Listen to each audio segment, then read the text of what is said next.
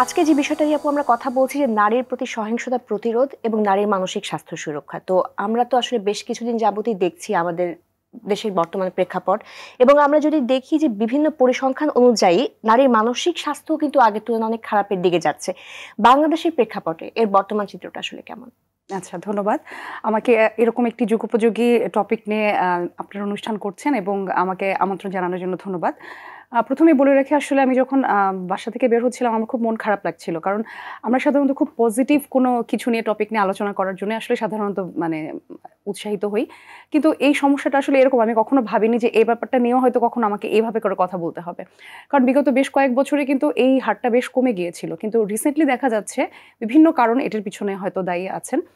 কিন্তু সমস্যাটা যেটা দেখা দিয়েছে আমার কাছে যেটা মনে হয় যে আসলে সঠিক আইনের প্রয়োগের অভাব এবং একটি অস্থির পরিবেশের মধ্যে দিয়ে আমরা যাচ্ছি।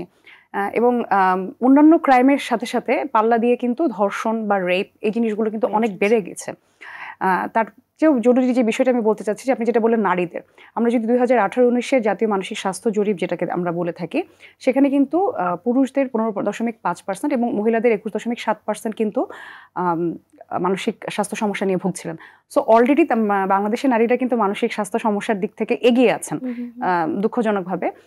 এটার পিছনে অনেকগুলো কারণ কাজ করে। আসলে নারীরা নিজেদের মনের ভাব প্রকাশ করতে পারেন না, খুব অল্প বয়সে অনেকের বিয়ে হয়ে যায়, যৌতুকের একটা চাপ থাকে, তারপর সন্তান জন্মদান থেকে স্টার্ট করে সংসারের বিভিন্ন কাজকর্ম থেকে শুরু করে, এবং অনেক ক্ষেত্রে দেখা যায় যে স্বাবলম্বী নারীরাও কিন্তু আসলে সহিংসতার শিকার হচ্ছেন।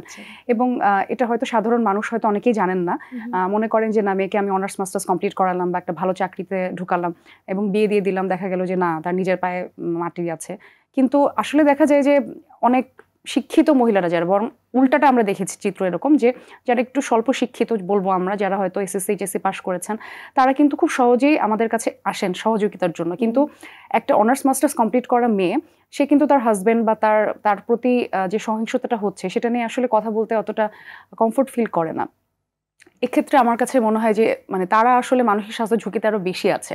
কারণ তারা যাদের আশেপাশের যে সোশিও ইকোনমিক কন্ডিশনগুলো আছে বা তাদের যে পারিপার্শ্বিক পরিস্থিতি আছে, এটা নিয়ে তারা টেনশন করেন যে না, আমি যদি যাই তাহলে হচ্ছে সমাজে আমার কি মুখ থাকবে, আমার বাবা মা কি মনে করবে, এই জিনিসগুলো হচ্ছে বা এটা আমি চাই না, আমি সংসারটা টিকাতে চাই। তখন দেখা যায় যে বিভিন্ন ধরনের এই সমস্যাগুলো তাদের আসলে তারা দিনের পর দিন হচ্ছে নীরবে সয়ে যায়। কিন্তু যখন দেয়ালে একদম পিঠ ঠেকে যায় তখন তারা আসলে হয়তো মানসিক স্বাস্থ্য বিশেষজ্ঞের কাছে আসেন অথবা হয়তো কোনো আইন বিশেষজ্ঞের কাছে যান।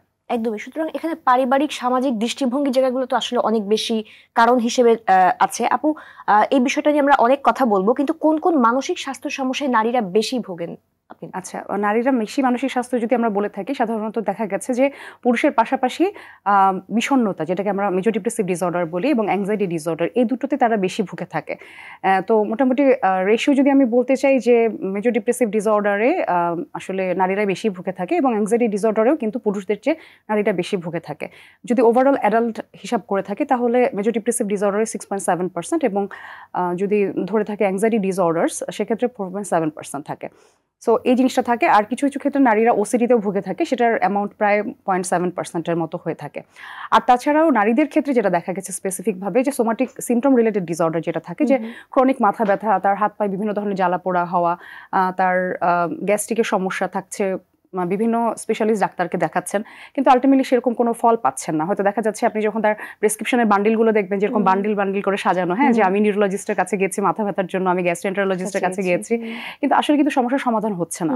তো পরে যখন তাদেরকে আমরা সব তারা রেফারেল হয়ে আমাদের কাছে আসেন, তখন দেখা যায় যে তার ডিপ সিটেড কোনো ট্রমা বা কোনো ধরনের মেন্টাল ডিসঅর্ডার বা তার ফ্যামিলিতে কোনো স্ট্রেস ফ্যাক্টর রয়েছে, যেটা কন্টিনিউয়াসলি তাকে এই ধরনের সোমাটিক সিমটমস থেকে আসলে বের হতে দিচ্ছে না। এবং তখন তারা যখন আমাদের কাছে আসেন এবং প্রপার ফার্মাকোলজিক্যাল ট্রিটমেন্ট এবং সাইকোলজিক্যাল ট্রিটমেন্টের মাধ্যমে দেখা গেছে 3 থেকে 6 মাসের মধ্যে এত র্যাপিড চেঞ্জ হয়, তারা নিজেই তখন খুব অবাক হয়ে যায় যে খামাখায় আমরা 4-5 বছর বিভিন্ন জায়গায় ঘুরলাম। কিন্তু এটাও কিন্তু আসলে আমাদেরকে এই সচেতনতা আসলে গড়ে তুলতে হবে যে আসলে এই সিমটম হলে, যেমন এখন অনেকেই কিন্তু খুবই সচেতন যে আমার ডিপ্রেশন বা অ্যাংজাইটি বা আমার ঘুম হচ্ছে না, হ্যাঁ, এগুলো থেকে তারা কিন্তু সচেতন। কিন্তু দেখা গেছে যে ওসিডি এবং সোমাটিক সিমটমসের ক্ষেত্রে এখনো তারা কিন্তু ওসিডিটাকে তারা খুবই স্বাভাবিক একটা মেয়েদের একটা কমন মনে করে যে না, সাজানো গোছানো থাকাটাই মনে হয় পরিষ্কার ভালো, খুব ভালো। হ্যাঁ, আমার মাও কিন্তু বলে যে হ্যাঁ, পরিষ্কার পরিচ্ছন্ন থাকো এই সেই। কিন্তু এটাকে তারা হচ্ছে পজিটিভলি নেয়, কিন্তু একটা টাইমে যখন আসলে মানে প্যাথোলজিক্যাল লেভেলে চলে যাচ্ছে তখন হচ্ছে যে ডেইলি 2-3টা সাবান নষ্ট করে ফেলছে, তখন দেখা যাচ্ছে যে আসলে হুশ আসছে। আর সোমাটিক সিমটমসে যেটা হচ্ছে যে এটার একটা মেইন কারণ আমি যদি বলতে চাই, যে অনেকে দর্শকরা হয়তো এটা জানেন না যে আমাদের সোমাটিক সিমটমসগুলো কেন হয়। বাইরের কান্ট্রিতে কিন্তু আসলে সোমাটিক সিমটমস অতটা হয় না যতটা না আমাদের দেশে হয়, কারণ আমাদের দেশে মানসিক স্বাস্থ্য সমস্যাগুলোকে তেমন গুরুত্ব দেওয়া হয় না। বাবা মা হয়তো বলেন যে আমার মাথা ব্যথা করছে বা কোনো প্রবলেম হচ্ছে, ঠিক সমস্যা নাই, ঠিক হয়ে যাবে, অথবা মন খারাপ, আচ্ছা ঠিক আছে চলো আমরা ঘুরে আসি, অথবা কিসের মন খারাপ, এই বয়সে কিসের মন খারাপ, তোমাদের বয়সে যেন আমরা এই করছি সেই করছি, এই জিনিসগুলো আসলে বলে থাকে। তো তখন দেখা যায় কি যে ছোটবেলা থেকে বাচ্চাটার মাথার মধ্যে একটা জিনিস সেট হয়ে যায় যে আমি যখন আমার মানসিক সমস্যা বা কষ্টের কথাগুলো আমার ফ্যামিলি মেম্বার্সের কাছে শেয়ার করছি তখন কিন্তু আমি ওভাবে কোনো গুরুত্ব পাচ্ছি না। তো এটা আস্তে আস্তে তার মাথার মধ্যে হচ্ছে ডিপ সিটেড হয়ে যায় এবং সাবকনশিয়াস মাইন্ডে তারা কিন্তু আসলে দেখা যায় যখন এটাই তখন দেখা যায় যে শারীরিক সমস্যাগুলোর মাধ্যমে তাদের মানসিক সমস্যাগুলো প্রকাশ পায়। এবং আমি আরেকটা জিনিস বলতে চাই, আপনি যেটা যেহেতু বললেন নারীদের মানসিক স্বাস্থ্য নিয়ে, কনভার্সন ডিসঅর্ডার খুব ইম্পর্টেন্ট একটা ব্যাপার, যেটা আমরা হচ্ছে সবাই হিস্টেরিয়া বলে আমরা তুচ্ছতা ছিল করে থাকি অনেক ক্ষেত্রে বলি। তো প্রিভিয়াসলি আমি যদি এটার হিস্ট্রি বলতে চাই, যে হিস্টেরিয়াটা আসলে ইউটেরাসের সাথে সম্পর্কিত। আমরা যেরকম বলেছি হিস্টেরেক্টমি করেছে, ফিমেলদের ইউটেরাস ফেলে দেওয়া যেটাকে বলা হয়। তো আগের দিনে ধারণা করা হতো যে ফিমেলদের ইউটেরাস আছে মানে জরায়ু আছে, তাহলে ফিমেলদের হিস্টেরিয়া বেশি হয়, সেই জন্য এই নামটা হয়েছিল হিস্টেরিয়া। কিন্তু আসলে বিগত বেশ কয়েক বছরের গবেষণায় দেখা গেছে যে আসলে ছেলে মেয়ের রেশিও প্রায় কাছাকাছি। এবং এটাও কিন্তু একটা অদ্ভুত ব্যাপার যে এটাও কিন্তু আসলে আমাদের এই সাবকন্টিনেন্টে বেশি পাওয়া যায়, কারণ এখানে কিন্তু মেয়েরা নিজেদের মনের ভাব প্রকাশ ওভাবে ভালো মতো করতে পারে না, যেটা হয়তো বাইরের কান্ট্রিতে পারে, বা তাদের মানসিক দ্বন্দ্বের মাঝে থাকে সারাক্ষণ। হ্যাঁ, এবং আরেকটা জিনিস হচ্ছে যে তারা যদি প্রকাশ করেও থাকে সমাজ কিন্তু তাদেরকে মানে একদম স্টিগমাটাইজ করে রাখে যে কেন তুমি এটা করবা, কেন তুমি এটা করবা না। বাইরের কান্ট্রিতে যেটা হয় যে আমার যদি ঘুম না হচ্ছে, আমার মানসিক সমস্যা হচ্ছে, বা আমি খারাপ ফিল করছি, লোনলি ফিল করছি, I can go to the psychotherapist or psychologist or psychiatrist. But আমাদের দেশে যেটা হয় যে এটা একটা সোশ্যাল ট্যাবু, যে তুমি কেন সাইকিয়াট্রিস্টের কাছে যাবা, বা তুমি কেন সাইকোথেরাপিস্টের কাছে যাবা, তুমি কি পাগল নাকি? হ্যাঁ, তো মানে একদম মানে ওই যে বললাম না যে মানে সাইকিয়াট্রিস্ট বা সাইকোথেরাপিস্টের কাছে যাওয়ার কথা চিন্তা করা মানে মানুষের মানে চোখে ভেসে ওঠে যে উদ্ভ্রান্ত কোনো মানুষ, চুল এলোমেলো করা, হাতে পায়ে চিকল বাঁধা। হ্যাঁ, কিন্তু আসলে যে স্বাভাবিক একটা মানসিক স্বাস্থ্যের যত্ন নেওয়ার জন্য আমাদের সাইকিয়াট্রিস্ট এবং সাইকোথেরাপিস্টের কাছে যাওয়া উচিত, এই জিনিসটা আসলে ধ্যান ধারণাটা এখনো অতটা আমাদের দেশে হয় না।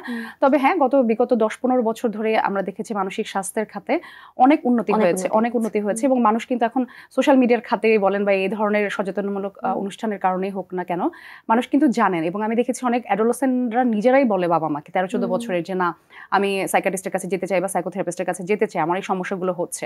সো এটা একটা আবার আশার দিক যে সবসময় সবকিছু নেগেটিভই আমরা আলোচনা করবো তা না, পজিটিভ দিক তো অবশ্যই রয়েছে।